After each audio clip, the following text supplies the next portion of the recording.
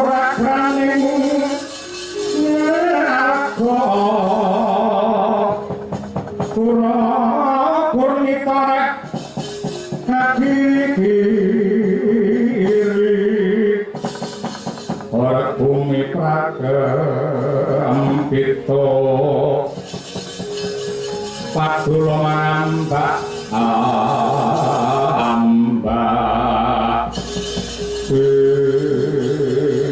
sembahang abekti kula kunjuk Raden Seta ora panggih para kawan Petruk ndak tampa pangestu kumara hadi tanpa rono. Nggih. Kula pundi mugi andadosaken jimate gesang kula kawis tingasu mengko pengawak Bajra Sigra kang mawa gita semunipun gendha wigati. Kaliyan kula cumadeng dawuh Raden.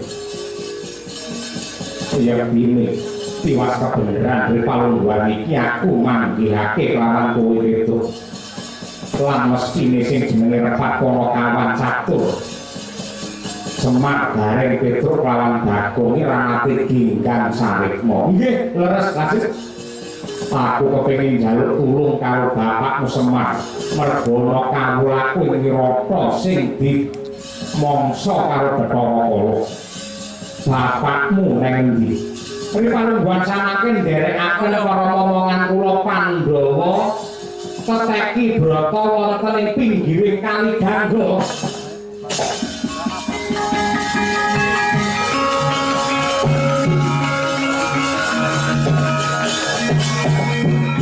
Marane wong yo luhung tetap klopo kurang kuling dari masalah miko yen wacana kudu manis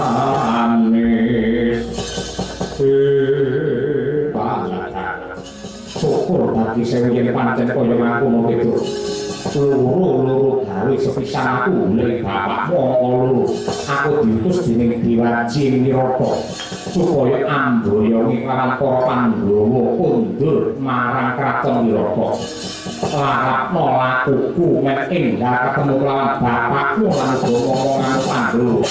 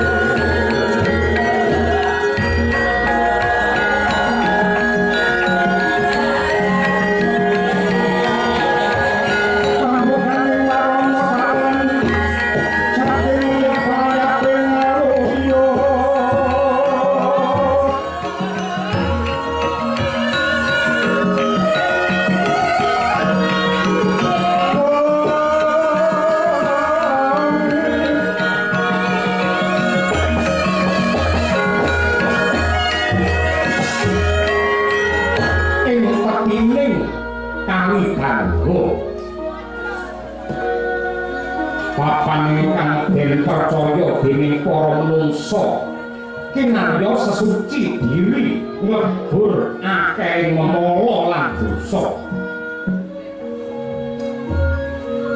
Papan sepi samun yakti perbawa tentrem awit kaperbawan para Pandhawa ingkang teteki brata ing kono. Sripun Dewa Dewi Drupadi kadang panggak Pandhawa sang Werkudara.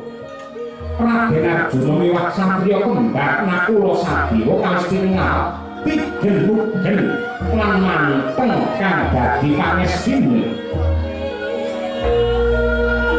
Saya banter dengan dadi dikirim awit sinurung donga pangesti saking pamonging tanah Jawi sang pamong sejati inggih Kyai Semar Badranaya. Bocah saka agunging Subrata satemah wedaya gaib cumlorot saka langit nganti kaya lintang alian. Panggih pangit jawantay sanggang Bathara Darma.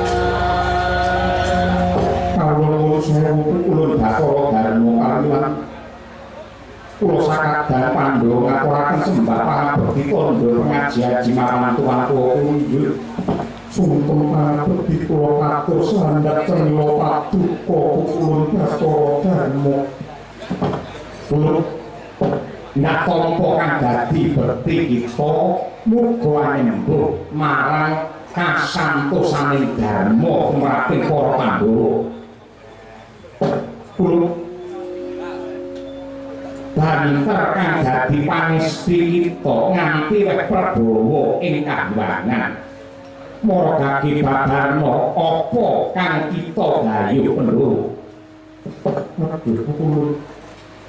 Sewu patah dawadana nyuwun pangapunten dinian yen kula sakadang Papa Brata ngridul para Jawata ing Kahyangan.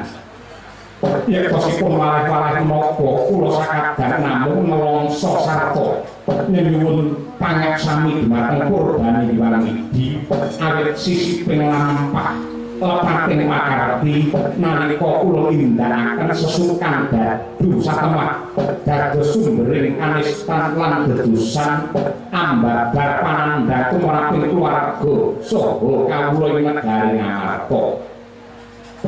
Ulun Bathara Darma menawi tetela kula gendong dosa ingkang boten saged pikantuk sih pangaksana nuwun sewu monggo klaturi banjut nyawa kula tumuli kasiksa wonten ing neraka jahanam. Bungkadya yektine akeh-akeh manungsa kuwi sipate gampang gawe dosa. Akeh-akeh manungsa kuwi akeh mesti gawe dosa nanging ya kudu saged lan tumemen mertobat lan nyuwun pangapura lan adyan sepira gedene dosa kuwi mau dosa ingkang ditindakake lamun manungsa tulus ikhlas anggone mertobat yekti pangeran bakal paring pangapura merga Gusti iki sipate maha welas lan asih ora pilih kasih. Kejaba saka kuwi sadalane uripmu tansah nduk rengga kanthi endahing laku dharma lan hambekama upama ripalungguhan iki jeneng kita duwe kaluputan mung sepisan kuwi jeneng kita tetep mutiarane manungsa. Yudhistira manungsa urip ana padhang iku yektine mung loro kamulyan ya mulyane lahir apa dene mulyane batin, mulyane jiwa lan uga mulyane raga, mulyane donya nganti tekan akhire pisan. Ora ana kamulyan tanpa tinuku sarana laku, mongko kabeh laku iku yektine panembah utawa pangibadah. Tumindake manungsa kabeh kuwi ibadah. Dene kamulyan bisa sempulur langgeng lestari lamun to linambaran suci ning ati lan tulus ing pakarti kaya kang wis ndindakake saben dina. Rasamu adoh saka rasa serik, atimu tebih saka rasa gedhing, merga kamulyan kang sejati iku dumunung ana manungsa sing bisa tumindak becik marang wong liya sing pakartine Allah. Ndak baleni dawuhku apik-apike manungsa iki lamun tetep tumindak becik marang wong liya sing tansah ganggu uripmu. Saritane satriya iku kamati mring kautaman sampekat mring pangestine ngesti hayuning kayun sinesu apa brata jejering panggayo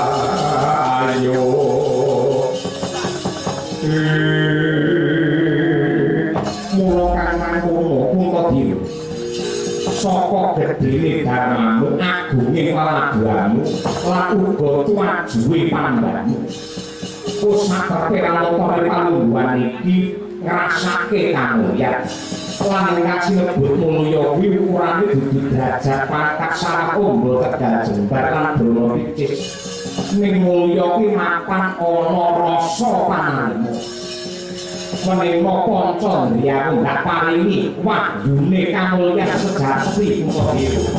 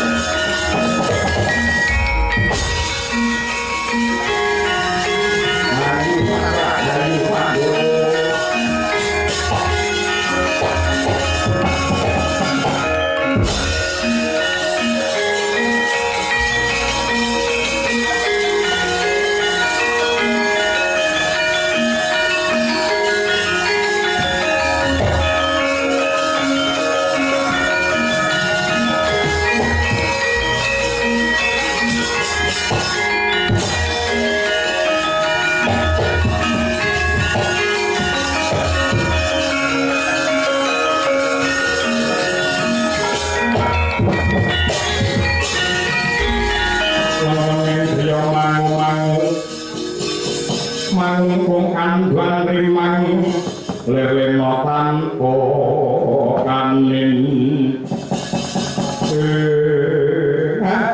megek-megek sadurita melai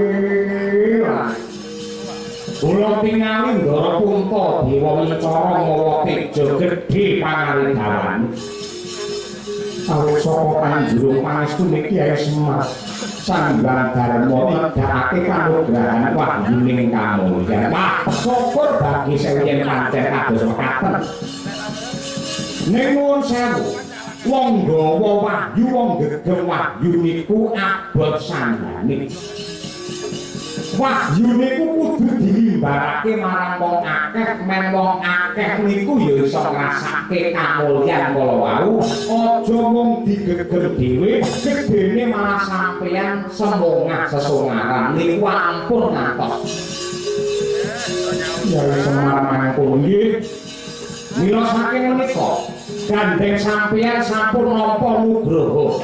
Mangeling-eling atur kula. Wong yen bar nampa nugraha, wong yen bar nampa bondo, adate cepat cobane.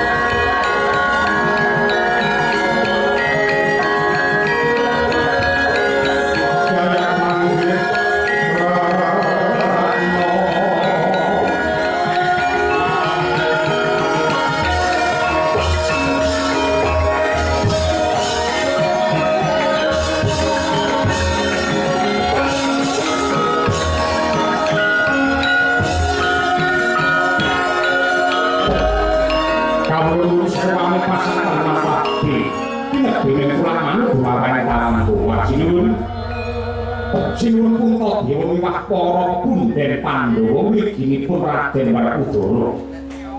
Nyuwun pangapunten menawi kula ganggu kamardikanipun saklebetipun dika teteki Brata. Mboten dados menapa Sang Prabu. Nyuwun pangapunten mboten kok kami tambuk ning dasare Dwara.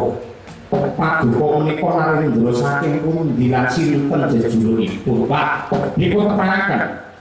Kula wingking saking negari lawas naminipun negari Tabula Sugak. Saking negari Tabula Sugak pinindika ndangu dumateng kula pun Prabu Parta Darsana menika anak kula kekalih Dini Dana nenggih pun Bimarna kaliyan Bima Candra. Keparingipun prawuh wonten ing mriki menapa ing saged kula aturaken. Wah, nuwun sewu. Bloko Suka kemawon kula menika kedanan kaliyan jiwa kaprawiranipun Aryasena. Kula menika ngepen kaliyan Aryasena. Ngepen remen sanget pun. Mila saking menika anak kula kekalih menika naminipun kula paringi Bima. Bimarna kaliyan Bima Candra. Ya. Agar kenceng gembleng tekad kula mriki namung badhe nyuwitakaken anak kula kekalih supados dipun gembleng kaliyan Raden Werkudara supaya dadi satriya ing prawira ing yudha.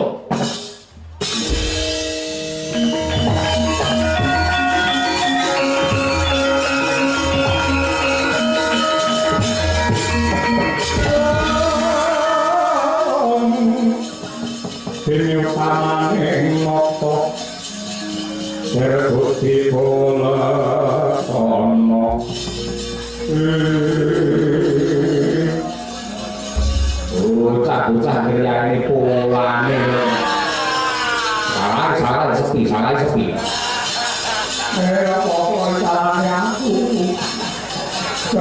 mboten wong jenenge talangan iki manut karo kodrate Gusti kabeh bermuntut jalur lari. Amplok tumpeng tenan ora. Papane Raden Seka.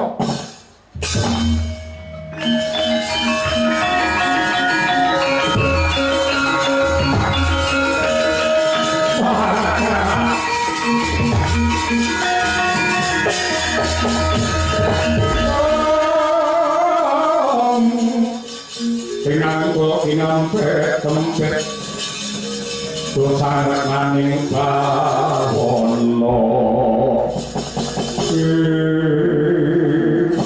kanjenengan seta bekti kula atur ya pahlawan kaya lumaku wanci pangkla kepapak obor sewu nggih kunto diulang Pandhawa kabeh temu gelang kekalangan jagat tak ubengi sumpah seta ora bakal mandheg lamun durung bisa ketemu karo mutiarane para satriya ya kuwi jeneng sira kabeh sak rampune untran-untran wirata matine pamakin saka rupa Enca Raja Mala lan uga dirapit wong Astina lawan Ratu Tridarta sing kudune kuwi nampa bebungah parandene malah mapan ana ing kene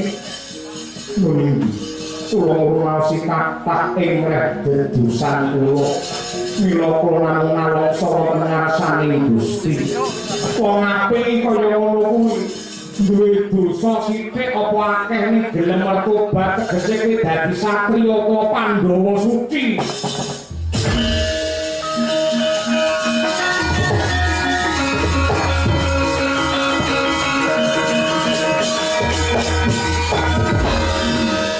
aturaken panuwun ingkang tanpa pami kanjenengan. Durpati aku matur nuwun kowe setahun dadi babu ning Kaputret. Mboten dados napa. Werkudara kowe dadi Jaga Bilawa anake Jagawarakas. Ya pancen lakonku kaya ngono kuwi. Aku memilih karo paring Gusti mergo pati ora kahanan kita paringi pengiras yen nganti aku ngresula aku bakal diseneni karo Tuhan. Yo. Wah, gak nolo kowe Janaka inggih ya. Kembar Dumo Ganti Tripala ya aku lo sedya inggih ya. Iya ya. Kyai Semar endi? Semar.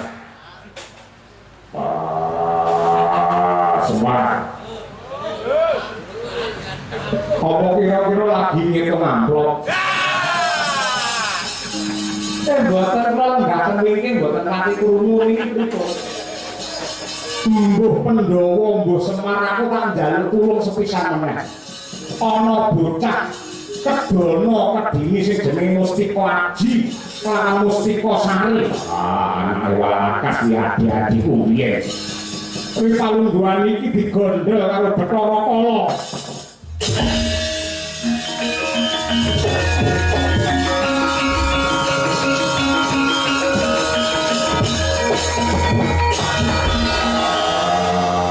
Dimorno lawan kowe Bima Candra.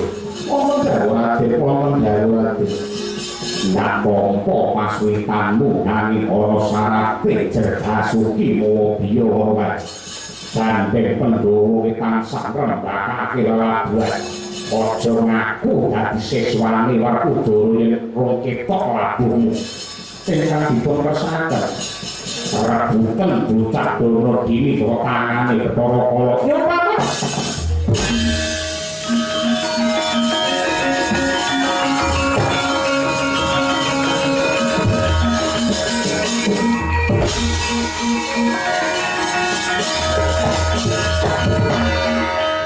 Niku padha karo kutuk marani Sunduk.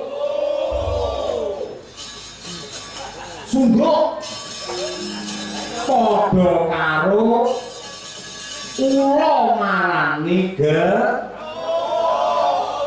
gapuk.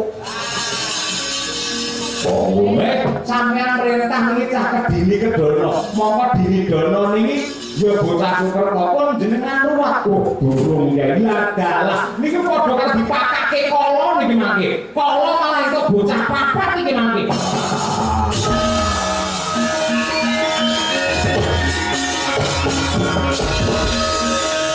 Wes rasa nguman-nguman karo negara. Kala iki paling wedi karo kowe.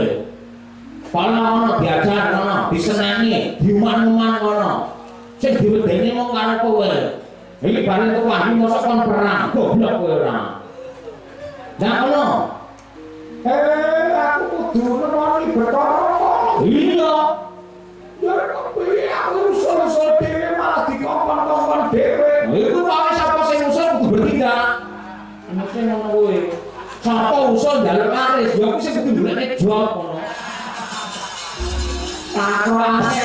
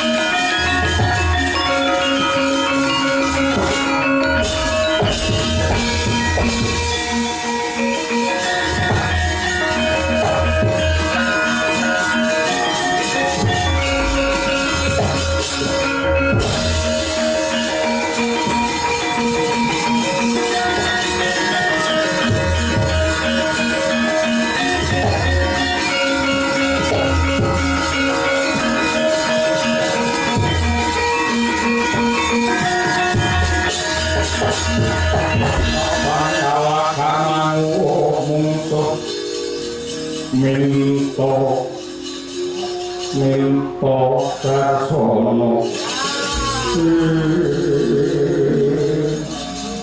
Pantine bedhog jam 12 awan nek bocah mlaku lanang wedok sapa Sambu marane jenengku Biwarna sing mburi kula Bima nipaten klen Bima Tandra iya Bima Tandra kowe dulur aku mbak Yune aku adine lah kedini kedul pangan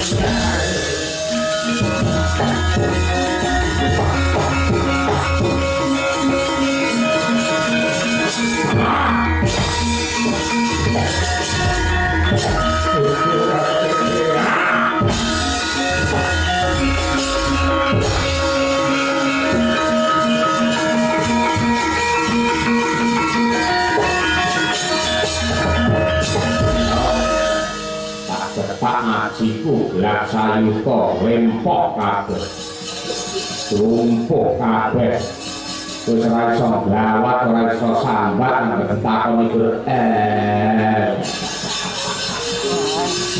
itu neng jero senek bocah kedini kedono mustika aji para mustika sari tambah loro manganku dadi papat cocok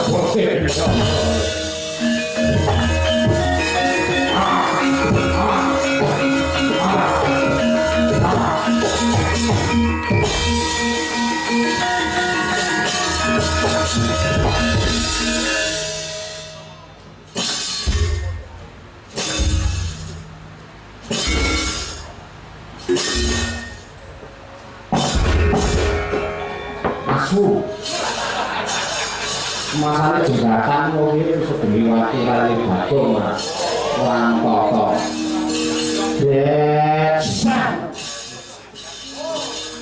Lali Semar iya benak Semar sopo sing arane aku ki baju-baju ini sing gue bimbo iya sing malebokne piro papat nganti papat iki loro ora malah matur nuwun marek tenan iki gak iso papat iki bocah Sukerto sing durung entuk pangruwatan bocah dono dini dono kasino Indro kok balekke ora yen ora kok balekke aku tak nyemplung ning waduk mlapet doti ususmu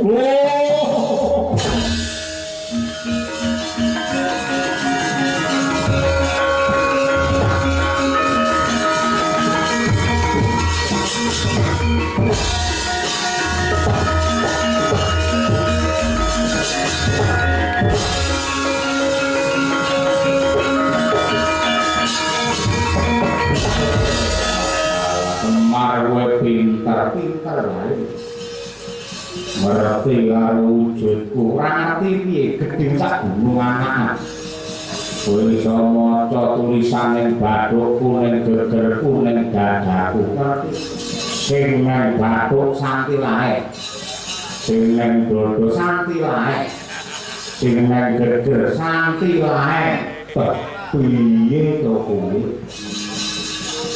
Aku luwe yen luwe golek pangan sing kalah ning iki dawuh Bathara Guru bocah sing entuk pangruwatan bocah Sukerto entuk tak pangan ngono ya ngono ning aja ngono kowe rugekke karo wong liya kowe golek wareg kena golek sugih kena golek pangkat kena ning aja ngiles-iles kancane